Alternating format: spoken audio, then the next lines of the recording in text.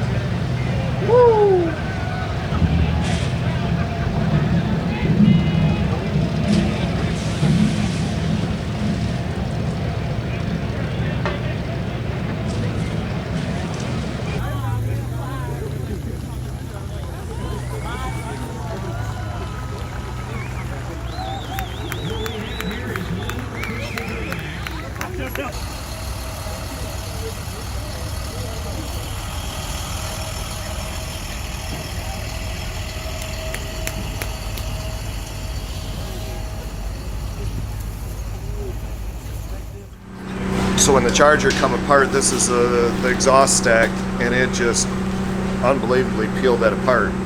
So turbo would sat here, and when it come apart, it broke the fuel fitting off. The high pressure. Oh, it broke that. That's right, what snapped that right off. Also, a chunk of the turbo put a hole right in the intake going into the motor. okay. This spraying fuel up under the hood Shut fuel in the air system, and that's what just kept feeding that. So we had guys that were saying, oh, well, they should have had air knife on it. There was no. The charger was completely gone. Air knife would have done nothing. Fuel shut off. Right. May have. Holy crap. Is there any of this going to be salvageable? Rebuildable? The block probably? Yeah, we'll tear it all apart, and we'll send parts back to whoever's involved and let them go through and inspect the parts and clean them up. And I don't know how soon they'll be back, but we'll get it back together. Well, crazy. Yeah. Meaning, You see that hole right there? oh wow, that was close to the Yeah. to the ECM, right? Yeah, yeah. So that's where part of the turbo. Yeah, that I believe so. Don't quote me on that or anything. And But then you got the window that just shattered. yeah, and then if you Everything in the cab is fine. Probably when the turbo went, it hit a bunch of wiring, and probably an injector wire or a pump wire. It hit it, shorted it to ground, so it tripped the fuse for the whole system immediately. So as soon as the turbo went, it hit the fuse and everything powered down immediately. The ECU, the logger, everything is good. So all the electronics are good, all the wiring in the cab is good. About half the wiring outside of the cab is going to be salvageable. There's just really the main engine harness is That's it. beyond repair.